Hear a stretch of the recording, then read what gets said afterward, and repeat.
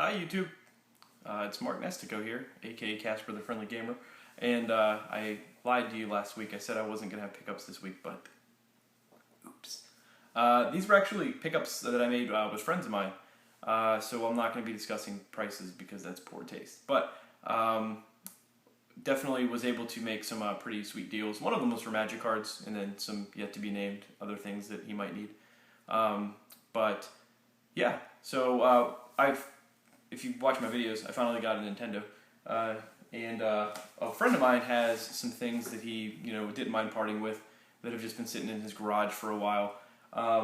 Pretty nice sized box of things actually. So I'm gonna go ahead and start talking about some of those. First, we have I needed a new N64 controller, and you happen to have one. The atomic purple, transparent with a rumble pack attached to it. So that was pretty cool. I needed a second one, and he takes really, really good care of his things, so everything's perfect. The stick is, really, really nice. So really happy to finally get a second controller. Next, keeping with the N64 theme, are going to be a bunch of N64 games, and they come in the really neat, like the N64 actual Nintendo holder. But he wanted to keep one of them. He wanted to keep, Ocarina of Time, which I have, and I don't blame him for wanting to keep.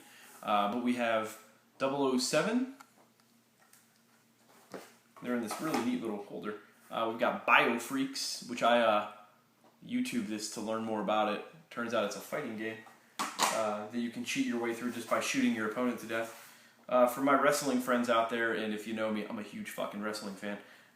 We've got WrestleMania 2000. This was definitely during one of the better times in wrestling, the Silver Age, if you will, of wrestling. 2000, Attitude Era, WCW on the verge of collapse, WWE pretty much trying to put the spike into them to finish them off.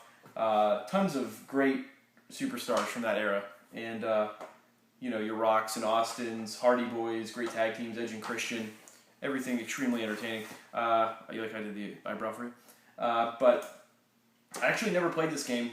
I always played the PlayStation games by WWE, like Attitude and whatnot, and Raw is War. So this is kind of cool. I'm probably gonna pop this one in a little bit, just check it out. Keeping with the wrestling theme, we have WCW NWO Revenge. This actually, I think I did play this game a lot as a kid. This is probably one of the best wrestling games in my opinion that they've ever made. Really, really deep roster, tons of selectable characters, and because it was WCW, you could pretty much guarantee you were going to be able to get wrestlers from different organizations over in New Japan and a whole bunch of international sensations. So this was actually pretty cool to get that one because it's just such a fun game and always really, really enjoyable. Then we've got Ready to Rumble Boxing. Most of these are games that I don't have. I'll probably just use a couple of them that I do have, like WCW and GoldenEye for trades, for people that don't have them. We got a fun game here, rated M for mature. We got South Park. I remember this is the one that you weren't supposed to play when you were young, but we still found it and played it anyway. This one's pretty sweet, actually. I did not have this one. I have the couple other ones for the N64, but did not have this. And that's the OG Mario Party. This is the thing that pretty much kickstarted all the, party games and board game type, the little revolution that was going on with that. It's still going strong to this day. Fun little racer. Did play this one for sure. Lego Racers. Definitely remember this one. Your cars could explode and like little blocks went everywhere. Another fun little racing one. This is Micro Machines. These were the shit when I was a kid. You all remember them. They had those badass commercials. Micro Machines. So freaking cool. They had those giant carrying cases and those big tracks you can put them on. Tons of fun.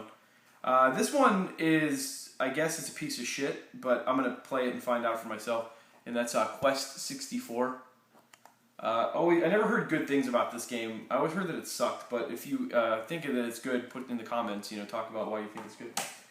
And then, probably the best one out of all, and this is one that I used to crush in the arcades, and really happy to have it now because I've got enough controllers to where a few of us can play.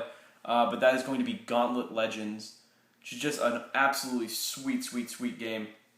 So I'm really stoked to get this one. This was one I was actually thinking about buying on eBay, and it turns out he just had it. So pretty stoked about that. And then we get, like I said, the cool Nintendo licensed carrying case. Made in China, though. Okay. Damn outsourcing. Then we have some Nintendo stuff. A couple of the boxes, a really good friend of mine actually had all the games, but he didn't have boxes for them. And he's really, really big on boxes. That's Matt. You guys saw him in my Super Nintendo box games pickup thing. He wanted just a few. They weren't really in good shape. In fact, like he had them up in the attic. He was surprised that he still had them. They were pretty wrecked. So because it's a community about helping each other out as opposed to like gouging each other or trying to get a bunch of shit off each other. I just pretty much was like, here, man, take some of these and the boxes that you don't have and whatnot.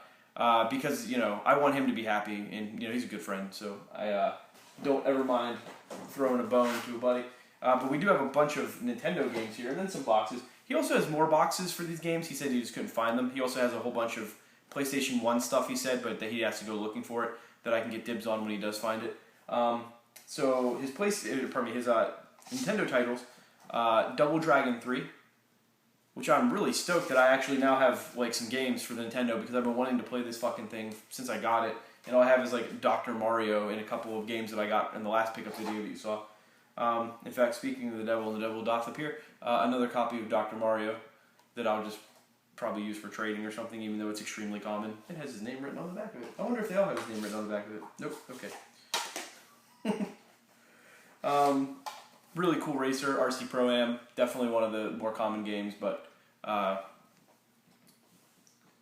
will never snuff my nose at having it. This one, let's do it together. We have Home Alone 2, Lost in New York. And this one, this movie was funny when I was a child.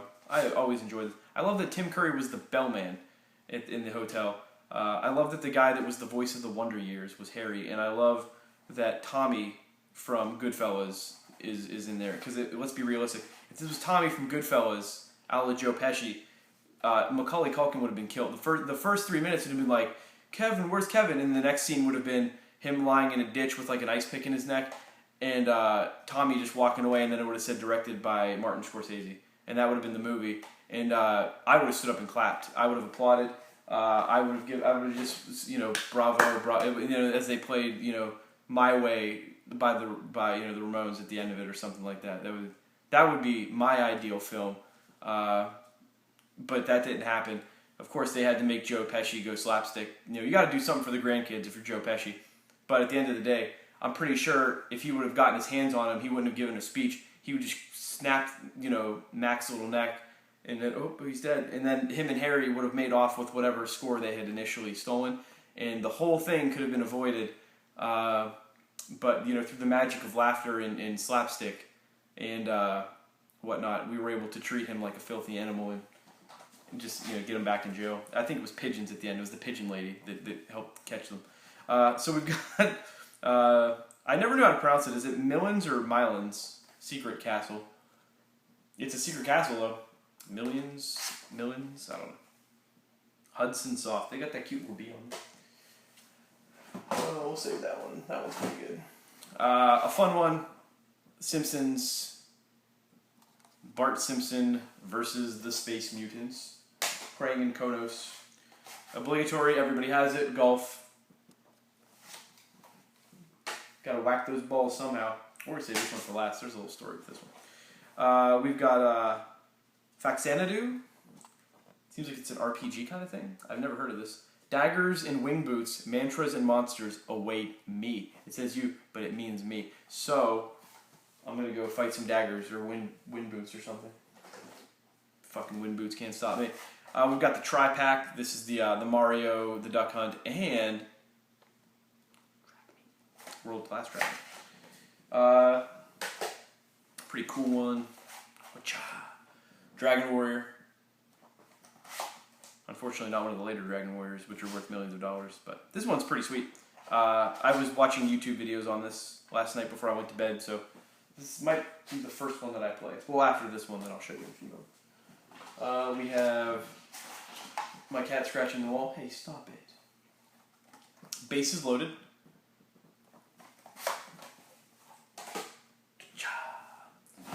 This is a good one, obviously.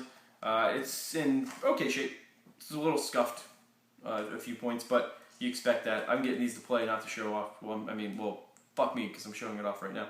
But Legend of Zelda, Gold Card Edition, beautiful. And the last one is one that like has a fair bit of significance to me.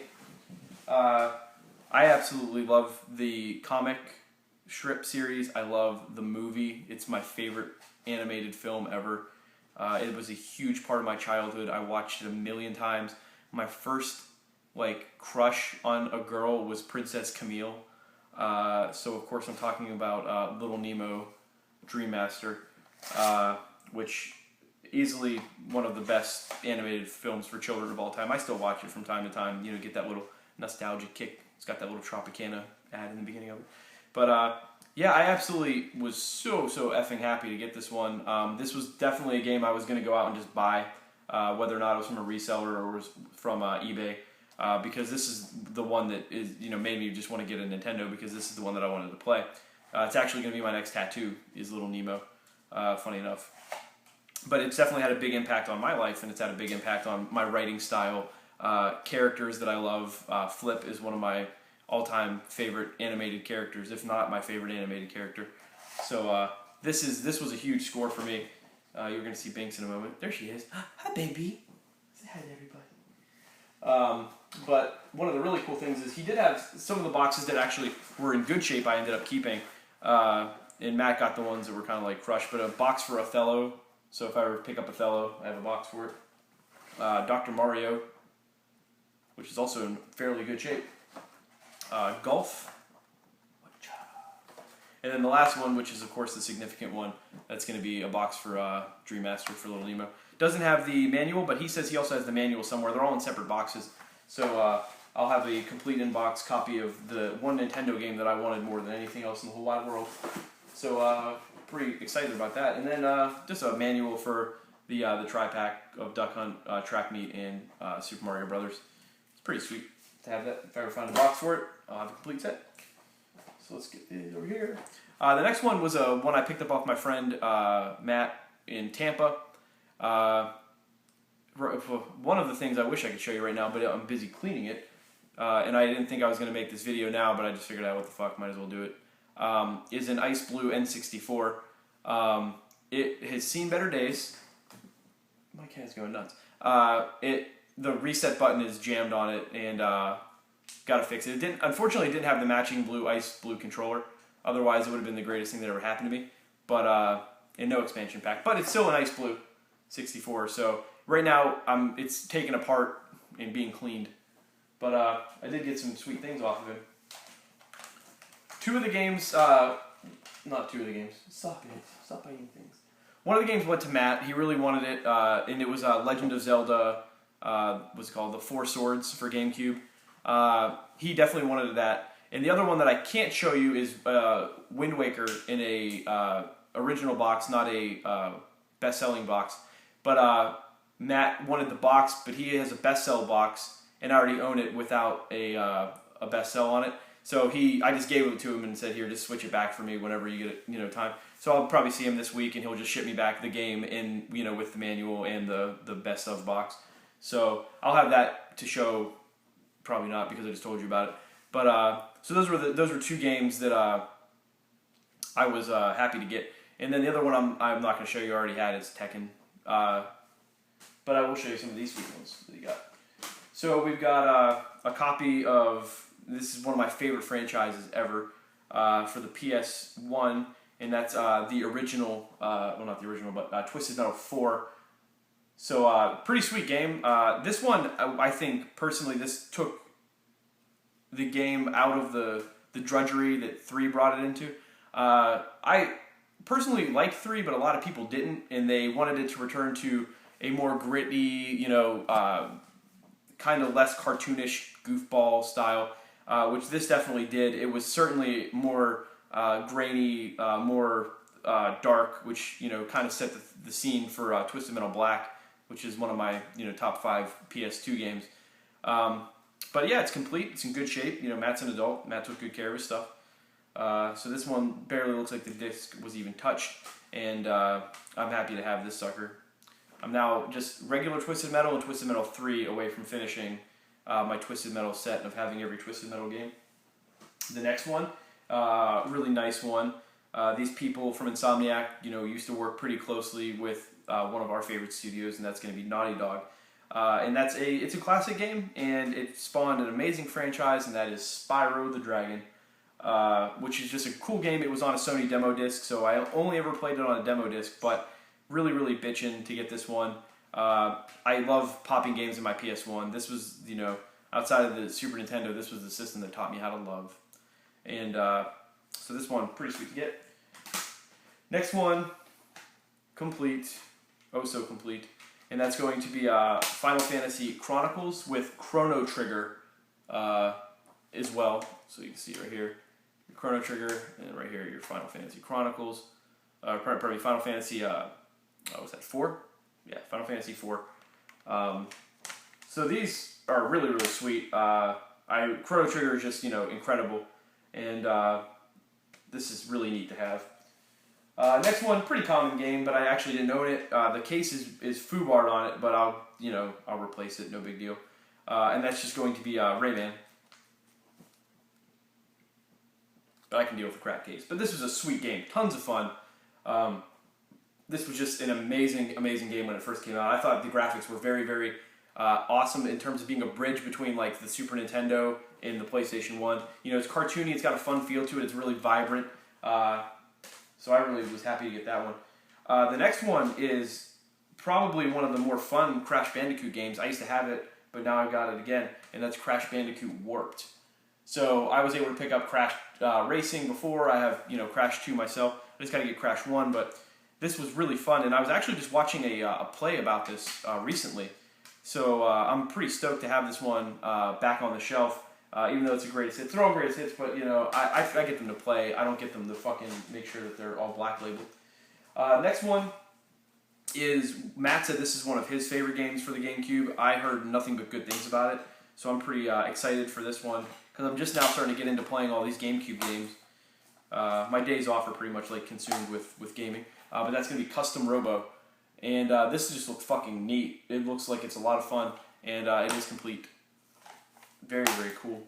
The next one is one that I had a while ago that I got an insanely sick deal on. So I got it, but then I was like, I'm probably never going to need a GameCube, because I was just started getting into collecting. I was like, I only want Super Nintendo stuff. So I actually traded this one off, but I just got it back now, and that is going to be Pokemon Coliseum, which is super duper fun. I'm a huge Pokemon fan, and it has like a sticker apparently from a store that is old as shit that closed a while ago. But this is definitely pretty neat. I'm really glad to get this back, because I had seller's remorse when I got rid of it. And then the last thing I'm going to talk about was a game for the Super Nintendo that I have actually never played. I think I watched somebody play it, but I've never played it. And it's supposed to be tons of fun. It's a classic. Out of all the games I've played, this is the one that I'm most embarrassed to admit that I never have played. But we stopped at a place called RU Game, and I had a couple of like trade-ins that I brought with me, because we figured we were going to stop there, and I had just a little bit of stuff. But I had enough to pick this up, and with I think $5 extra, I was able to pick up Super Metroid for the Super Nintendo. This place's prices were pretty atrocious, but they really did make sense, to be honest. Like they were just bad. But I mean they are like a play-in trade, so I guess you can't really complain about it. But they had a lot of really good games behind the glass. It's just unfortunate that they were so heavily overpriced. But this is one that with just trade stuff, I was able to get and throw in an extra $5, and I was clean on this. So for basically what I think equated to like $13, I was able to get a copy of Super Metroid. So this is one that I definitely have to play like in the very, very near future to get it out of my system. So anyhow, that's the pickup video for today. So I hope you guys enjoyed it. If you liked it, make sure you give the video a thumbs up, and make sure you subscribe to the channel, and I'll keep doing these. So yeah, and if you guys like Magic the Gathering, I have a new article coming out on Tuesday or Monday at midnight if you like. I work for this company, Star City Games, where I'll be talking about the Invitational in Las Vegas and Dallas, where I will also be going. So make sure you read those if you are Magic fans. And other than that, it was a pleasure. Hope you enjoyed the pickup video. I know it wasn't as big as my last couple ones have been, but I still figured you guys might enjoy it. So other than that, this is Mark signing out, so cheers.